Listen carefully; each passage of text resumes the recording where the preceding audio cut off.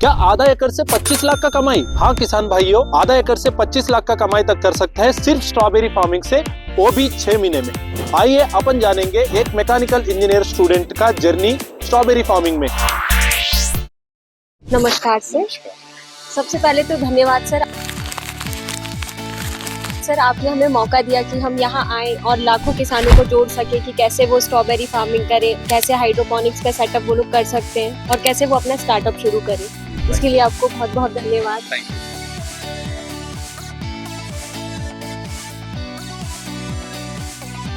Sir क्या आप हमें बता सकते हैं कैसे आपने ये जर्नी स्टार्ट की, कैसे आपने ये हाइड्रोपोनिक्स का सेटअप किया और कैसे आप ये स्ट्रॉबेरी फार्मिंग करना स्टार्ट किया है? हाँ जी, तो ये मैंने लॉकडाउन में स्टार्ट किया था। जब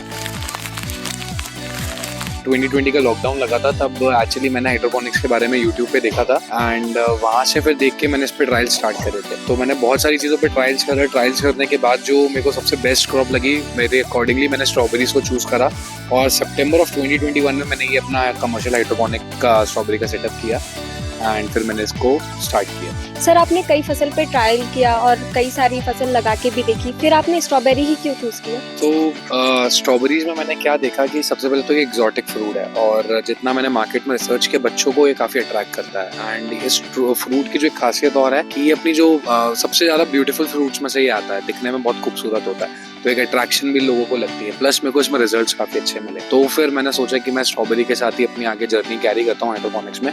बाकी ट्रायल के लिए मैंने बेल पेपर्स भी ट्राई करे, मैंने टोमेटोज भी ट्राई करे, मैंने लेटस भी ट्राई करा, मैंने सारी चीजें ट्राई करी, बट कंटिन्यू मैंने स्ट्रॉबेरीज में करा। सर ये तो समझ गए कि आपने स्ट्रॉबेरी क्यों चूज किया और उसका रीजन भी बहुत अच्छा है, पर कई लोग स्ट्रॉबेरी की फार्मिंग ट्रेडिशनल मेथड से भी करते हैं, पर हाइड्रोपोनिक्स ही क्यों चूज किया आपने सर? तो हाइड्रोपोनिक्स में जो मैंने देखा, एक पहला एडवांटेज मेरे को क्या मिला कि जब मैंने इसको सॉइल से कंपेयर किया, एक तो इसमें पानी बड़ा कम लगता है। हमारा पर डे जो पर प्लांट का रिक्वायरमेंट है पानी का, वो 20 से 30 ml पर प्लांट है। वहीं सॉइल में जो है ये 1 लीटर के अबाउट रहता है पर प्लांट। दूसरा रीजन मैंने जो देखा वो ये देखा कि सॉइल में फंगल डिजीजेस ज्यादा आते हैं स्ट्रॉबेरी के प्लांट्स में।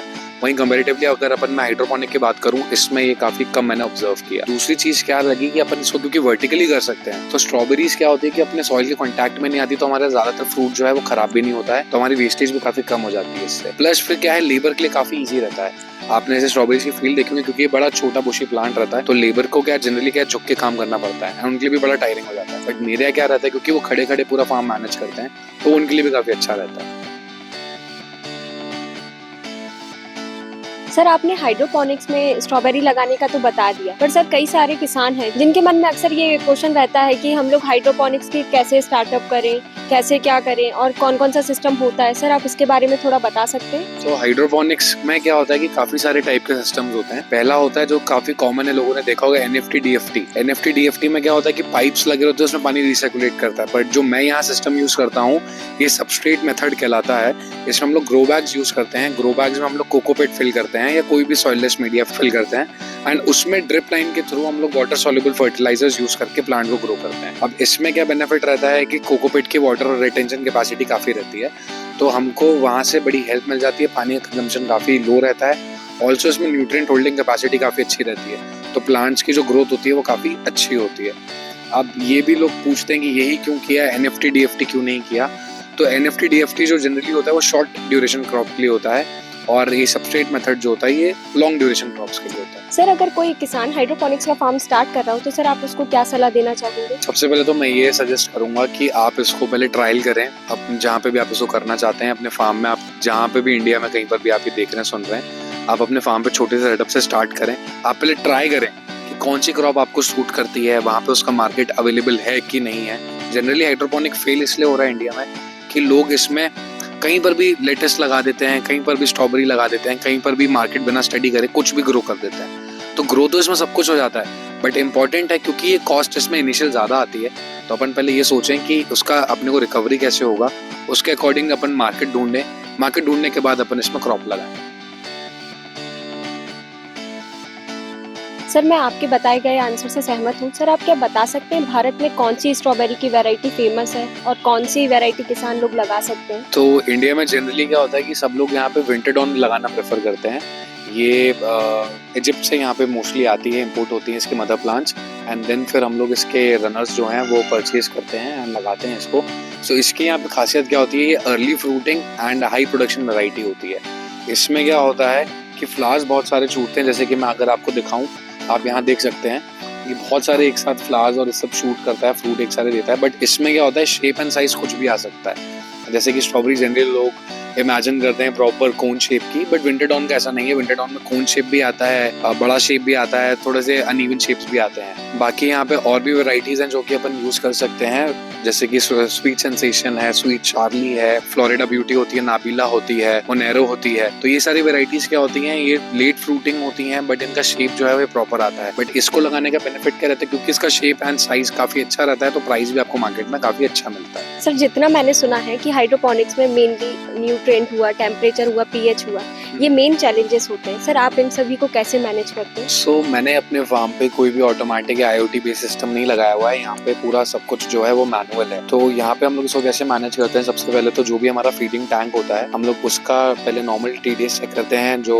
TDS मीटर आता है उससे, उसके अकॉर्डिंग हम लोग उसमें न्यूट्रिएंट्स ऐड करके इसमें सप्लाई करते हैं। दूसरी चीज क्या होती है, सबसे इंपॉर्टेंट रहता है कि सबस्ट्रेट का EC और pH कितना है। तो वो जो रन ऑफ वाटर निकलता है, एक्सेस वाटर जो बैग से निकलता है, हम उसको कलेक्ट करते हैं एंड उसका भी रेगुलरली हम TDS एंड pH मॉनिटर करते हैं। फिर वो जो अकॉर्डिंगली हम लोग उसको अपने टैंक में जो फीडिंग टैंक होता है उस हिसाब से करते हैं। फॉर एग्जांपल, अगर हमारे सबस्ट्रेट का pH एंड EC ज्यादा आता है हमारे रिक्वायर्ड वैल्यू से, तो हम लोग हमारे फीडिंग टैंक में नॉर्मल वाटर रन करते हैं ताकि वो बैलेंस हो जाए। एंड इफ अगर वो कम आता है TDS, तो हम लोग फीडिंग टैंक में न्यूट्रिएंट्स की क्वांटिटी थोड़ी सी बढ़ा के प्लांट्स को सप्लाई कर देते हैं। वैसे हम लोग इसको मैनेज करते हैं। ये भी एक काफी इंपॉर्टेंट रीजन है कि लोग अपना शुरू में फार्म स्टार्ट करने से पहले सारी टेक्नोलॉजीज का यूज ना करें, क्योंकि वो भी आपकी कॉस्ट में ऐड होता है एंड फिर रिटर्न्स आने में थोड़ा सा आपको प्रॉब्लम आती है। तो इनिशियली आप मैनुअली चीजें भी मैनेज कर सकते हैं। सर आप ऐसे कोई टूल्स बता सकते हैं जो हाइड्रोपोनिक्स के लिए बहुत जरूरी है और किसान के लिए बहुत मददगार हो? सो बड़ा अच्छा क्वेश्चन था ये, तो कि क्या क्या रिक्वायरमेंट रहती है हाइड्रोपोनिक में। सो जितने भी बड़े कमर्शियल फार्म्स मैंने देखे हैं, उनमें ये लोग बड़े हार्डवेयर एंड सॉफ्टवेयर इंस्टॉल करके रखते हैं, ऑटोमेशन की तरफ ज्यादा ध्यान रहता है।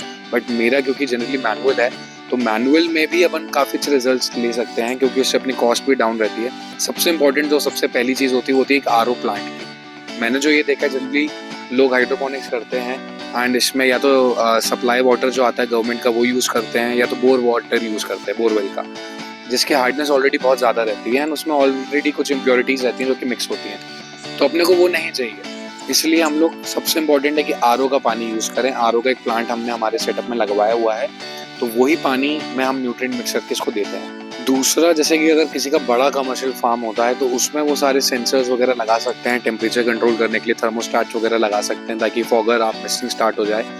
बाकी अगर आप छोटा फार्म आप स्टार्ट करते हैं 3000, 4000, 5000 स्क्वायर फीट का, तो मेरा ये सजेशन रहेगा कि उसमें ज्यादा ऑटोमेशन की तरफ ना ध्यान देके अपन चीजें मैनुअल रखें।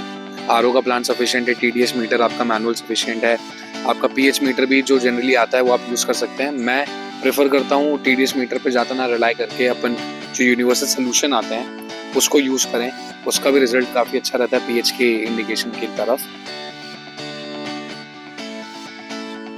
सर आपने स्ट्रॉबेरी फार्मिंग का बताया, हाइड्रोपोनिक्स का बताया, सर आप ये बता सकते हैं कि मेन चैलेंजेस क्या आते हैं? सो मेन चैलेंज इसका क्या रहता है कि स्ट्रॉबेरीज जो है ये काफी सेंसिटिव क्रॉप रहती है, क्योंकि ये बड़ी सेंसिटिव है, तो अपने को काफी चीजों को लेके पहले से प्रिपेयर रहना पड़ता है एंड कॉशियस रहना पड़ता है, क्योंकि हम हमारे फार्म में जो है पेस्टिसाइड्स का यूज नहीं करते हैं। सबसे पहला जो आप हमको देख रहे हो कि हमने यहाँ पे स्टिकी ट्रैप्स लगाए हुए हैं, ब्लू एंड येलो। सो ये काफी हेल्प करते हैं। इसमें क्या होता है कि ग्लू लगा रहता है, जितने भी थ्रिप्स वगैरह रहते हैं या सकिंग पेस्ट रहते हैं वो इसमें जाके स्टिक हो जाता है। दूसरा, हम लोग हमारे फार्म पे क्या करते हैं, हम लोग ट्रैप प्लांट्स का यूज करते हैं। हमने जगह जगह मैरीगोल्ड लगाया हुआ है, तो मैरीगोल्ड क्या करता है कि इसमें स्पाइडर माइट्स का भी अटैक का काफी चांस रहता है। तो मैरीगोल्ड पहले उस स्पाइडर माइट्स को अपनी तरफ अट्रैक्ट करता है। जैसे हम लोग देख लेते हैं कि हमारे मैरीगोल्ड खराब हो रहा है या उसमें माइट्स का अटैक हो गया है, तो हम हमारी स्ट्रॉबेरीज में भी प्रिकॉशन लेना स्टार्ट कर देते हैं। और बाकी फंगस से बचने के लिए हमको क्या करना पड़ता है कि इसका मॉइस्चर कंटेंट जो है वो काफी नॉर्मल रखना पड़ता है स्ट्रॉबेरीज को, क्योंकि ना ज्यादा गीलापन अच्छा लगता है ना ज्यादा सूखापन अच्छा लगता है। तो हम वो चीज कैसे मैनेज करते हैं, वो ऐसे मैनेज करते हैं कि एक मॉइस्चर मीटर आता है, वो हम ले लेते हैं और उसको हम पूरे फार्म में मल्टीपल जगह लगा के भाई चेक कर लेते हैं कि मॉइस्चर कितना है। तो यही सारे मेजर चैलेंजेस हैं जो कि हम लोग को स्ट्रॉबेरीज में फेस करने पड़ते हैं।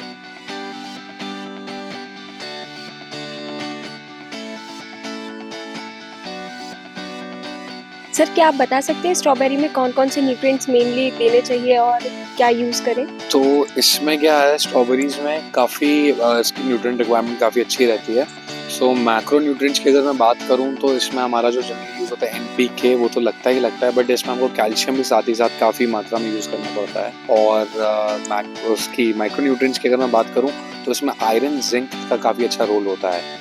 तो हमको आयरन भी काफ़ी अच्छे अमाउंट में देना पड़ता है, जिंक भी अच्छे अमाउंट में देना पड़ता है, प्लस फ्लावरिंग के टाइम पे हमको उसका बोरॉन भी थोड़ा सा बढ़ाना पड़ता है। सर अगला प्रश्न मेरा ये है जो कि अक्सर किसान जानना चाहता है कि अगर वो आधे एकड़ में इसकी शुरुआत करे तो उसका क्या इन्वेस्टमेंट रहेगा, कितना क्या उसे प्रॉफिट मिलेगा, आप बता सकते हैं? तो जैसे आधे एकड़ में अगर मैं सेम मेरे 7 लेयर स्ट्रक्चर्स की बात करूं तो आधे एकड़ में आपके लगभग कॉस्ट अगर मैं पकड़ के चलूं 300 रुपये स्क्वायर फीट भी पकड़ लूं तो ये आधे एकड़ का आपका मोटा 20,000 स्क्वायर फीट अगर अपन मान लेते हैं तो 60 से 70 लाख रुपीस का आप इन्वेस्टमेंट आएगा इस फार्म को स्टार्ट करने के लिए, जिसमें आपकी काफ़ी सारी फिक्स्ड कॉस्ट कवर हो जाएंगे, आपका स्ट्रक्चर बन जाएगा, आपका स्टैंड बन जाएगा, आपके ग्रो बैग्स आ जाएंगे, आपका मीडिया आ जाएगा।